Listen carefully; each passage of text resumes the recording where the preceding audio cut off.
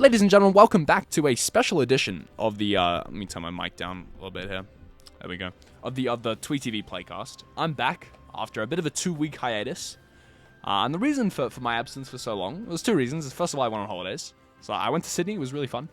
And then, second of all, after I got back from Sydney, I got throat disgusting, worst, disgusting, most terrible disease you could possibly imagine.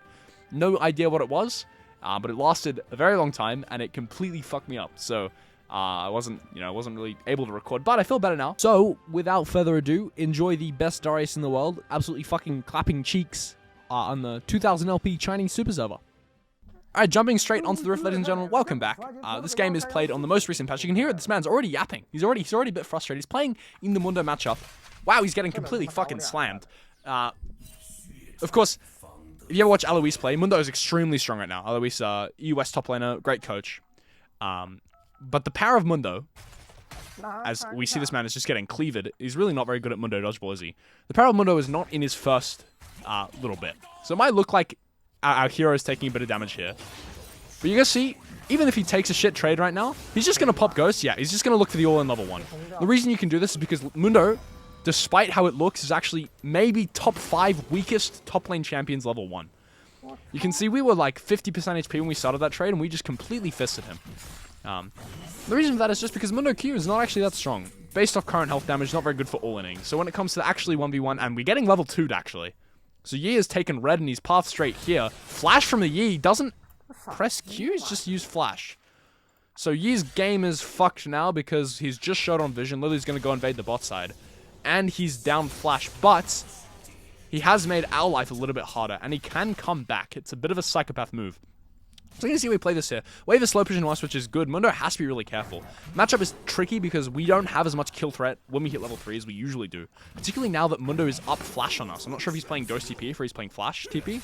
Oh, sorry, Flash Ghost. If he's playing Ghost TP, and still, like, if we get a W on him, he dies. He's playing Ghost TP. Okay. So never mind. Neither of us have Flash now. But once we hit level 3, you see, because Mundo passive, even if we E him, nothing really happens, right? So it's a war of attrition. We're going to try to get that E, because his passive early on is not going to come back before our E cooldown comes back. So it is very worth in this matchup if you're ever thinking about it. Hey, should I E the Mundo? Yes, you should. You should E the Mundo. Probably going to look for a slow push into a dive here.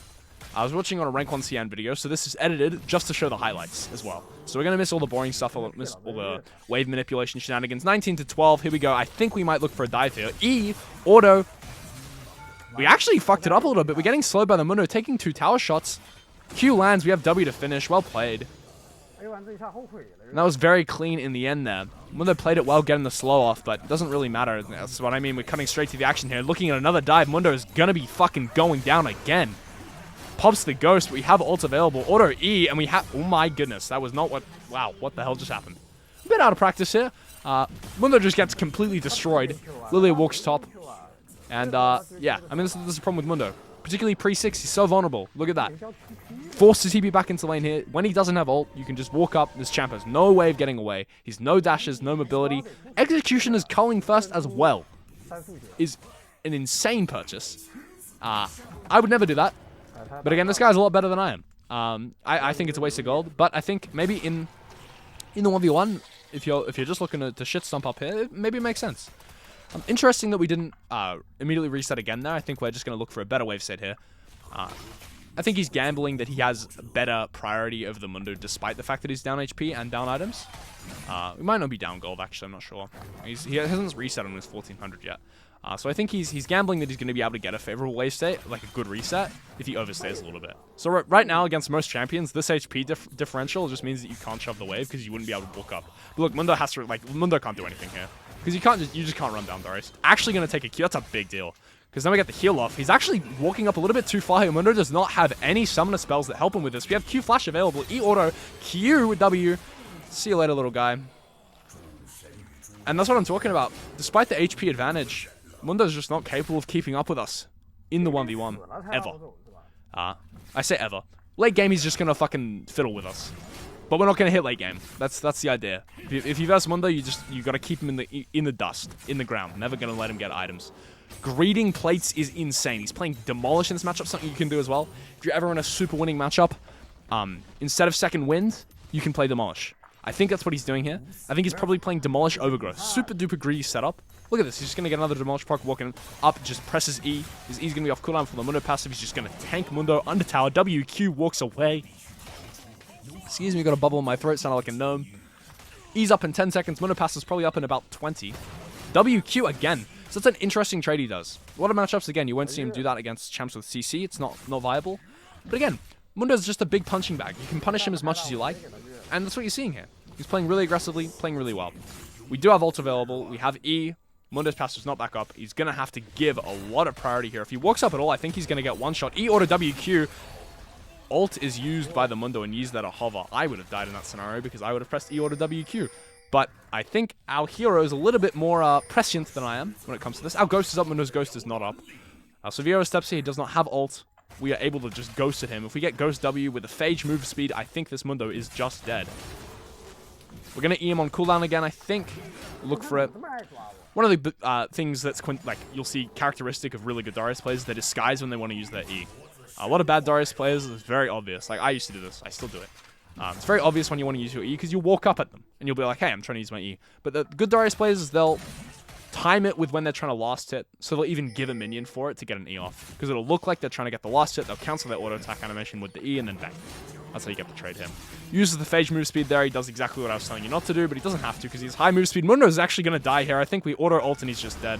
He's walked up way too far again, popped the Ghost, but doesn't have ult available, and Darius is so punishing in these scenarios. Very patient there as well. Very easy in that scenario to ult early, and then you miss the solo kill. But he walks up, he gets the 5th stack auto attack. Instead of ulting early, he just makes sure he gets guaranteed damage off. He understands he's actually going to catch up to Mundo. He's got the Phage move speed, got the boots. We're 4-0 going to 11 minutes, 99 CS. And now it's about how we're going to extend this lead. We see Yi mid lane pop Ghost because we saw Mundo use Ghost right before we last solo killed him. Have the Stride Breaker available. Mundo forced to ult. We don't have ult available, but I think our base damage is high enough. We can't E after him. Using E is a waste of time in this trade, so we don't do it.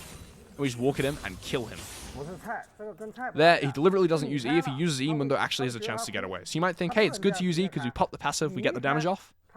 No. Mundo's just able to run away if we use E.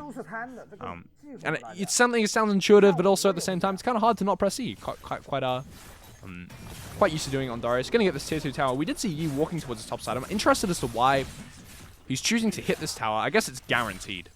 So one of the things you can do in this scenario is you see LeBlanc's coming up to try gank us. I think this is very greedy. Unless Yi and Mundo are both coming to hover, LeBlanc might be in a bit of trouble here. Land the Q. He has double available. E auto W.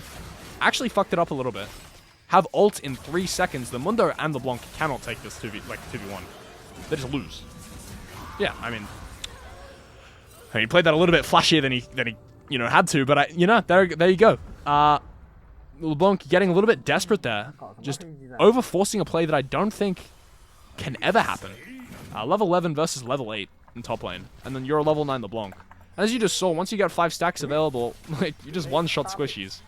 Don't actually get the W off before we land our Q there. A bit of a mechanical mistake. Doesn't matter at all. Actually just going to run this guy down here. Ult finishes him off despite the Mundo in ult healing. Shocks me.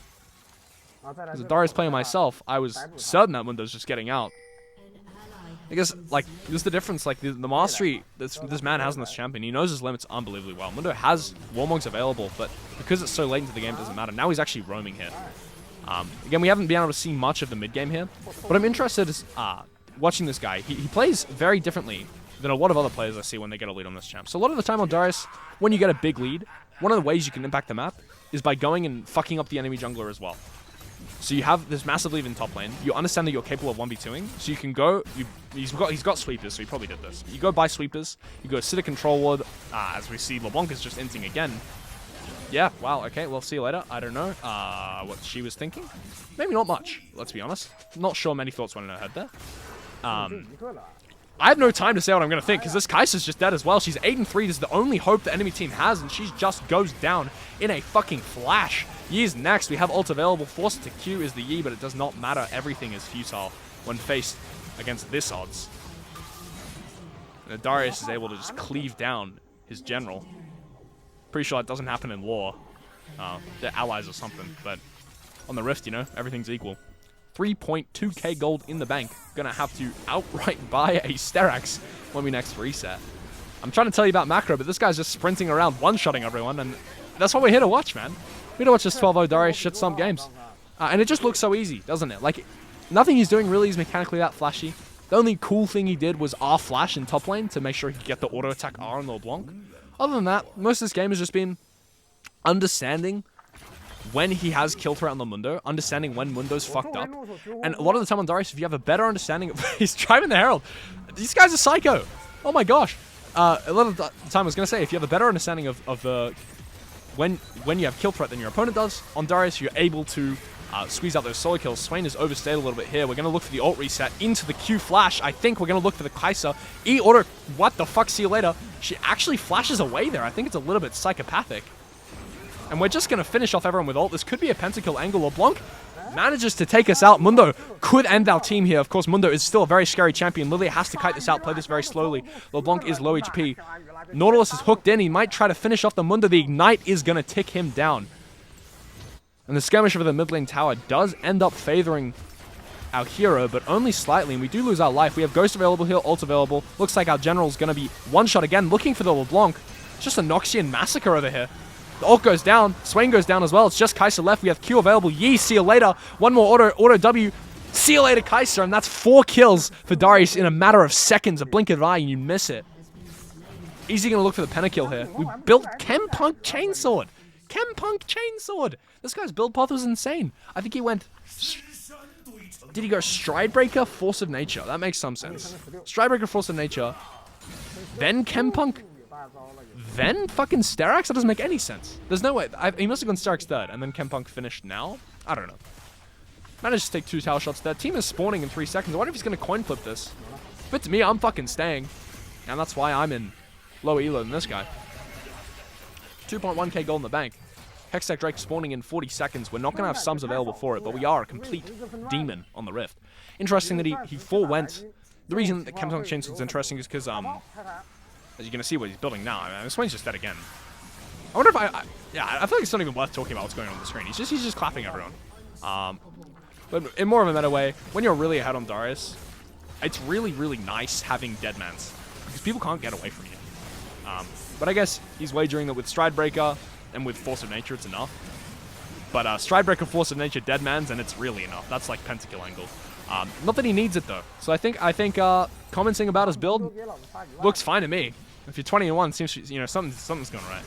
And Mundo is just executed. The guillotine spares no one. We have flash available. Q flash, E flash, both opportunity. Well, flash E. If you E flash, you're a little bit of a, you know, we don't want to talk about what happens to you if you E flash. Go try it in your solo queue games. Trust. It's fun. Mid inhib spawning in 130 seconds. He is tilt pushing top lane. We have Baron buff and we have 21 kills. This Kai'Sa is next up. She oversteps even a little bit. The Nautilus ult is popped. Dredge Line's going to come through in a second. Flash Dredge Line, and we have ult available. The guillotine comes through. Kai'Sa is decapitated. LeBlanc is next. Samira's just flashing after, even though she's in the fountain. Samira has a little bit of a, you know, a mental problem when it comes to playing League of Legends. I'm sure it's a lovely person in real life. We're going to either Swain here. I don't think we have enough damage to finish him because he's in fountain. We might just pop the ult. 973 true damage coming through. We don't get the ult reset because he does not die. We're getting knocked into the tower, the fountain by the Swain E. Our own E is able to take out LeBlanc, and we're just going to end the game with like 24 kills in the bank, and that is why we watch Rank 1 CN's videos on the best Darius in the world, ladies and gentlemen. That was very, very, very, very impressive. Just a complete clinical dismantling of the Mundo. He actually, I mean, this is not that important, but he chose to go second win over Overgrowth. I think he was worried about taking Mundo Qs. So it's not the most greedy setup you possibly can go if you look at the rune page on the right. I'm looking on the right side of the screen. Anyway, not that important. Thanks for watching that. I had a lot of fun just then. Kind of lost my mind a little bit, but, you know, GG's. Enjoy. Bye-bye.